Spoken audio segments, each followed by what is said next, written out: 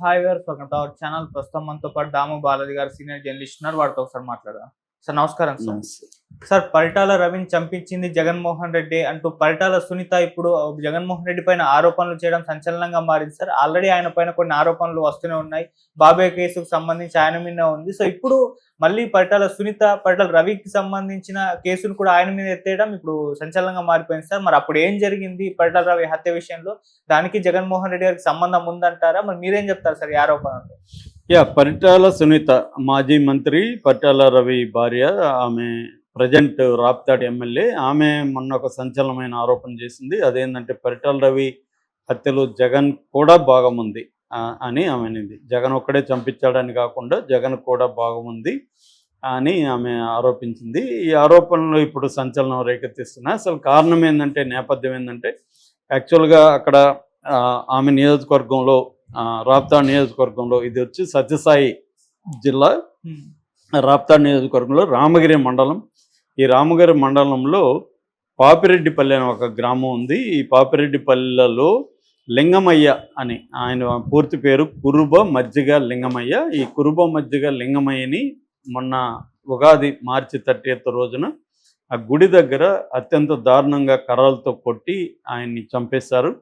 ఆయన చంపేయక ముందు జరిగింది ఏంటంటే, వాళ్ళ కొడుకు మనోహర్ అనే అబ్బాయి ఉన్నాడు. ఆ మనోహర్కి ఆ ఊర్లో కొంతమంది గొడవలైనాయి. ఆ మనోహర్ ముఖ్యంగా అక్కడ పరిటాల సునీత దగ్గర బంధువులు, రక్త సంబంధికులైన ధర్మవరపు ఆదర్శ నాయుడు, మనోజ్ నాయుడు అనే ఇద్దరితో, ఆ ఇద్దరు ఈ మనోహర్ని బెదిరించారు. మనోహర్ ఏం చేశారంటే, వాళ్ళ నాన్న లింగమయ్యకి చెప్పాడు, ఇలాగ నన్ను బెదిరిస్తున్నారని. ఈయన వెళ్ళి వాళ్ళని నిలదీశాడు, మీరెందుకు నా కొడుకుని ఇలా బెదిరించారని. దాంతో వాళ్ళు దాదాపు 20 మంది చేరి కర్రలతో ఆయన కొట్టారు. దాంతో ఆయన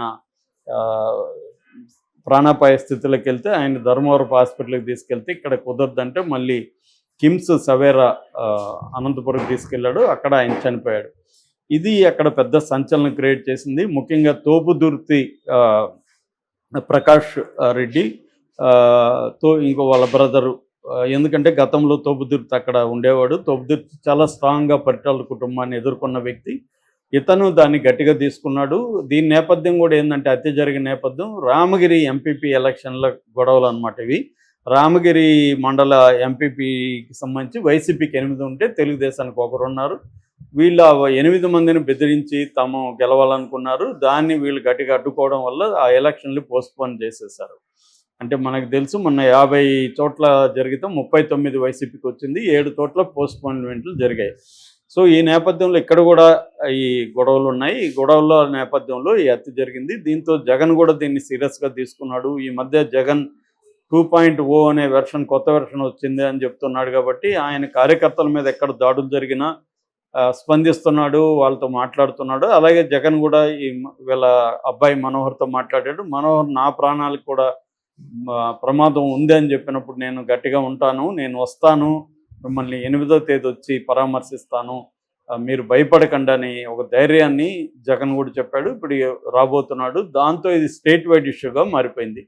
జగన్ ఎప్పుడైతే అక్కడికి వెళ్తానన్నాడో, జగన్ వాళ్ళని పరామర్శించాడో, జగన్ ఓపెన్గా పరిటాల కుటుంబం ఫ్యాక్షనిజంలో ఎప్పటి నుంచో ఉంది, మళ్ళీ ఒకసారి ఫ్యాక్షన్ని వాళ్ళు చేస్తున్నారు, దీన్ని చంద్రబాబు అడ్డుకోవట్లేదని చెప్పి మా కార్యకర్తలను హత్యలు చేస్తున్నారు అనేది జగన్ గట్టిగా మాట్లాడాడు. నిజానికి కొంత వాస్తవం ఉంది. ఈ ప్రభుత్వం, కూటమి ప్రభుత్వం వచ్చినాక వైసీపీ వాళ్ళ మీద దాడులు జరిగాయి. ఇది ప్రతిసారి జరుగుతుంది. ప్రభుత్వాలు మారినప్పుడంతా గత ప్రభుత్వంలో ఉన్న అప్పుడు వాళ్ళు అరాచకాలు చేస్తుంటారు, దానికి బాధితులు ఇప్పుడు తిరగబడతారు. ఇది మామూలే. జగన్ ప్రభుత్వంలో కూడా వైసీపీ వాళ్ళు చాలామంది తెలుగుదేశం వాళ్ళ మీద దాడులు చేయడం, హత్యలు చేయడం అన్నీ జరిగాయి. ఇప్పుడు రివర్స్లో తెలుగుదేశం వాళ్ళు వైసీపీ వాళ్ళ మీద దాడులు చేయడం, హత్యలు చేయడం అనేది జరుగుతుంది. దీన్ని ఎదుర్కోవడానికి జగన్ రంగంలోకి దిగుతున్నాడు, కార్యకర్తల వైపు ఉంటానని చెప్తున్నాడు. ఈ నేపథ్యంలో ఆమె ఇప్పుడు జగన్ని ఎక్స్పోజ్ చేయడానికి ఆమె ఏం చెప్తుందంటే, సునీత వర్షన్ ఏంటంటే, ఇది అదొక ఇండివిజువల్ గొడవలు తప్ప ఇది రాజకీయాలు కాదు, అక్కడేదో గొడవలు జరిగి హత్య జరిగింది. ఆల్రెడీ వాళ్ళిద్దరిని కూడా, మనోజ్ నాయుడు, ఆదర్శ నాయుడిని పోలీసులు అరెస్ట్ చేశారు. నేను కూడా ఆ కుటుంబానికి సానుభూతి తెలియజేస్తున్నాను, నేను హెల్ప్ కూడా చేస్తాను, నా నియోజకవర్గం కాబట్టి. కానీ దీన్ని రాజకీయంగా జగన్ వాడుకుంటున్నాడు. నిజానికి జగనే ఫ్యాక్షన్ లీడరు, మా పరిటాల రవి కాదు, రవిని చంపించడంలో కూడా జగన్ పాత్ర ఉందనేది ఆమె తీసుకొచ్చింది. ఇక్కడ మనం వాస్తవాలు గమనిస్తే అనంతపురం ఫ్యాక్షన్లో పరిటాల రవి చాలా పీక్కి వెళ్ళిన వ్యక్తి. అంటే ఆయన ఆధ్వర్యంలో ఒక 100-120 మందిని చంపించాడని చెప్తారు. ఆయన అనుచరులు కానీ, ఆయన బంధువులు కానీ, తర్వాత ఆయన కూడా చాలామంది చనిపోయారు. ఇదేంటంటే అక్కడ స్టార్ట్ అయింది ఏంటంటే, అక్కడ రెడ్ల ఆధిపత్యం అనాదిగా ఉంది. రెడ్లంతా కాంగ్రెస్లో ఉండేవాళ్ళు. ముఖ్యంగా కనుముక్కలు చెన్నారెడ్డి అంటారు ఆ పావగడ తాలూకా ఏరియాలో. దాన్ని ఎదుర్కోవడానికి పరిటాల శ్రీరాములు వీళ్ళ నాన్న, ఈయన ఒక టీచరు, ఒక మిడిల్ క్లాస్ రైతు. ఆయన కొంత లిటరేచర్ చదివేవాడు. ఆయన అనంతపురం ఆయన ఆధ్వర్యంలో ఎదుర్కోవాలనుకుంటున్నారు. కానీ ఆయన బలం సరిపోవట్లేదు. రెడ్ల బలం గట్టిగా ఉంది. కాంగ్రెస్ పార్టీ ఎక్కువ కాలం అధికారంలో ఉంది. ఎప్పుడు ఇది 80s ముందు 70sలో. సో ఈ నేపథ్యంలో గద్దర్ ఆధ్వర్యంలో అనంతపురం రాడికల్ స్టూడెంట్ సభ జరుగుతున్నప్పుడు ఈ పాంప్లెట్లు ఎక్కడో ఈయన చూశాడు. ఈయన కూడా టౌన్కి వెళ్ళినప్పుడు ఈయన వెళ్ళి ఆ స్టూడెంట్ని కలవడం, గద్దర్తో పరిచయం అవడం, అక్కడి నుంచి గద్దర్ వాళ్ళ ఫ్యామిలీ ఫ్రెండ్గా చివరి వరకు కూడా ఉండిపోయాడు. అలాగా రాడికల్స్కి చెప్పాడు, ఇలాగ మా ఏరియాలో రెడ్ల ఆధిపత్యం నడుస్తుందని. వీళ్ళ సహాయం తీసుకొని ఈయన ధైర్యంగా నిలబడి ఆ రెడ్లను ఎదుర్కొన్నారు. ఆ క్రమంలో ఈ కనుముక్కల చెన్నారెడ్డిని పీపుల్స్ వార్ పార్టీ పోలీసులు వేషం వేసుకొని వెళ్ళి చంపేసింది. సో దాంతో ఈయనకి ఒక పట్టు దొరికింది. ఆ తర్వాత ఆ గొడవల్లో పరిటాల శ్రీరాములు కూడా 1975లో బస్సులో వెళ్తుంటే లాగి చంపేశారు. ఆ తర్వాత పరిటాల హరి వీళ్ళ బ్రదరు, ఆ బ్రదర్ని కూడా ఒక ఫేక్ ఎన్కౌంటర్లో పోలీసుల దగ్గర చంపించేశారు. సో ఇతను కూడా ఇతని వయసు అప్పట్లో 17 ఏళ్ళు. ఇతను కూడా చంపేసే పరిస్థితి ఉంటే ఇతను పీపుల్స్ వార్లోకి దళంలోకి వెళ్ళిపోయాడు సెక్యూరిటీ కోసం. ఒక 6 నెలలు పైగా దళంలో ఉన్నాడు. దళంలో ఉంటూ అతను కొంత తెలివైన వాడు పరిటాల రవి. ప్లస్ అతనికి నక్సలైట్ల హెల్ప్ దొరికింది. ఆ తర్వాత నక్సలైట్ల చీలికలు వచ్చాయి. పీపుల్స్ వారు, గణపతి వర్గం రకాలుగా. అక్కడ పోతుల సురేష్ వర్గం ఇతనితో గట్టిగా నిలబడిన చివరి వరకు. ఈ పోతుల సురేష్ వర్గంకి, ముఖ్యంగా పోతుల సురేష్కి టెక్నాలజీ మీద మంచి అండర్స్టాండింగ్ ఉంది. అంటే ఈ మందు పాత్రలు పెట్టడం కావచ్చు, వెపన్స్ కావచ్చు, ఇవన్నీ కూడా మంచి ఎక్స్పీరియన్స్ ఉంది. దాంతో ఆ టెక్నాలజీని తనకు అందించాడు. ఇతను తెలుగుదేశం దీంట్లో చేరాడు. 80sలో తెలుగుదేశంలో చేరి పొలిటికల్ ప్రొటెక్షన్ వచ్చింది. ప్రభుత్వం ఎన్టీఆర్ ప్రభుత్వం వచ్చింది. తర్వాత అక్కడ ఉన్న గనుల్లో నుంచి ఇతను అక్రమంగా స్మగిల్ చేయడం, తమిళనాడుకి అమ్మడం, ఇవన్నీ చేయడం మొదలుపెట్టాడు. అంటే విపరీతంగా డబ్బులు వచ్చాయి. ఈ డబ్బులతో విపరీతంగా అతను ఒక ప్రైవేట్ సెక్యూరిటీని ఏర్పాటు చేసుకున్నాడు. మంచి పవర్ఫుల్ వెపన్స్ వచ్చాయి. ఆ నేపథ్యంలో 95 ఆ ప్రాంతంలో టెలివిజన్ బాంబు ఫస్ట్ సంచలనం సృష్టించింది. అంటే ఈ మధ్యలో చెరువు సూరి వాళ్ళ ఫ్యామిలీని చంపడానికి టెలివిజన్ బాంబు, అంటే వాళ్ళు టెలివిజన్ని రిపేర్కి ఇచ్చుంటే వాళ్ళని రిపేర్ షాప్ వాళ్ళని వీళ్ళు కంట్రోల్ చేసుకొని ఆ టెలివిజన్లో బాంబులు పెట్టి మళ్ళీ డెలివరీ చేశారు. వాళ్ళని ఆన్ చేయగానే టెలివిజన్ ఇంట్లో పేలింది. దాదాపు 3-4 చనిపోయారు ఫ్యామిలీ. సో అది అప్పట్లో పెద్ద సంచలనం. అప్పట్లో అది చాలా అడ్వాన్స్డ్ టెక్నాలజీ, ఎవరు చేయలేదు. ముఖ్యంగా ఫ్యాక్షన్లో గన్నులని, ఫ్యాక్షన్లో అంతవరకు ఫ్యాక్షన్ అంటే కత్తులతో గొడ్డలతో నరుకునేవాళ్ళు. ఫ్యాక్షన్లో టెక్నాలజీని తీసుకొచ్చింది పరిటాల రవి అనమాట.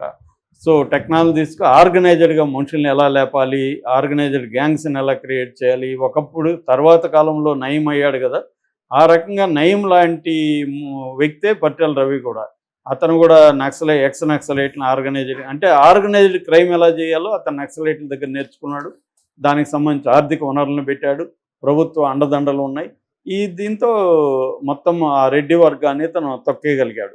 ఆ క్రమంలో మద్దెల చెరువు సూర్యనారాయణ రెడ్డి ఫ్యామిలీని కూడా ఈయన చంపేస్తే అతను కక్ష పెట్టుకొని 97లో శ్రీరాములయ్య సినిమా సందర్భంగా ఇక్కడ కారు బాంబు పెట్టాడు. అతను కూడా ఒక ఇంజనీరింగ్ స్టూడెంట్ టెక్నాలజీతో ఇక్కడ పెట్టాడు. ఇక్కడ పరిటాల రవి ఎస్కేప్ అయ్యాడు. దాదాపు 12 మంది ఇక్కడ చనిపోయారు.